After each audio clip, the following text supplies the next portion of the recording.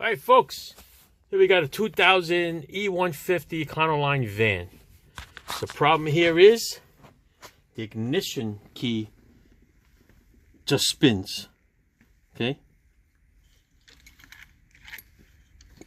You can see it's freestyle. Something is busted in there. You see a little piece that moves back and forth. I'm going to explain to you that in a little bit. All right, the customer got the car started by removing the ignition switch, which is underneath with 2 bolts. You drop that down, and right over here there's a little pin. All right, and you slide this pin right here to get the car started. All right, I'll show you. Right here, if you're able to push it like this. It's cold out here, guys.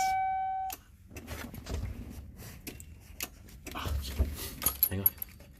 Let's see, get this to go with one hand. All right. But you get the basic idea here, people. Let me see. Let's try it this way. All right. Go this way. All right. There you go. That's how it starts. So that pin, okay, this part here is attached to the steering column. And when you turn the key, all right, the idea is when you turn the key, it turns a gear. The gear turns a actuator. On the GM cars, they call it a rack. So the gear turns the rack, and the rack would move up and down. So what it does is it'll move down.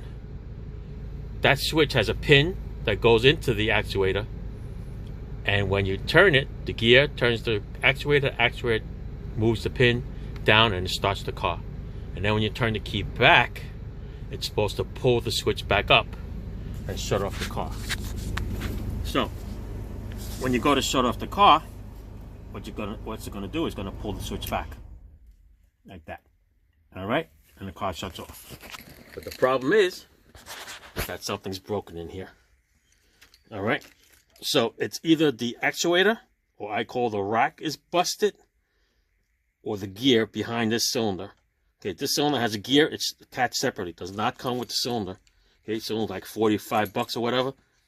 The gear itself is usually metal, but the rack is made out of yellow plastic.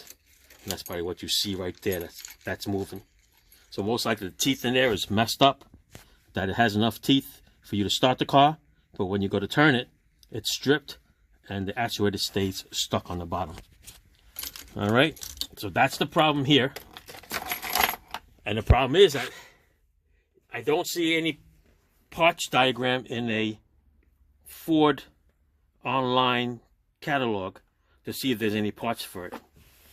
And as you can see, it's all one unit in there. So it is rebuildable, but the thing to do is probably buy the whole steering column.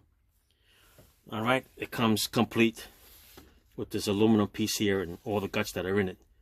But everything else you have to replace it with yours, which is the turn signal switch. If there's an airbag part in there, all the wiring, all that stuff's got to come off of your old one and go into your new one, unless you buy a nice used one. All right, so I'm going to show you a little picture here, and I'm going to show you, give you an idea what I was talking about. I'll lay it out right here for you. All right, here's the key with a little gear.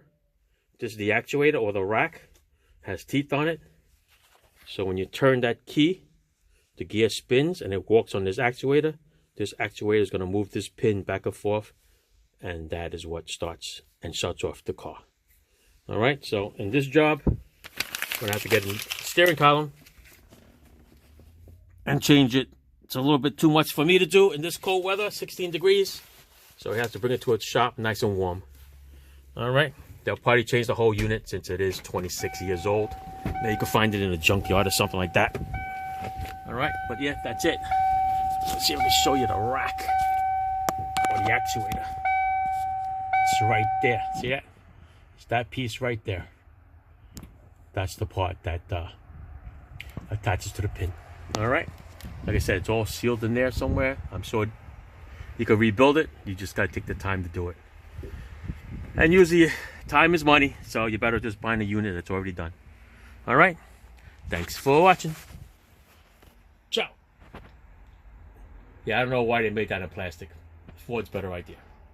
Ciao. Thanks for watching.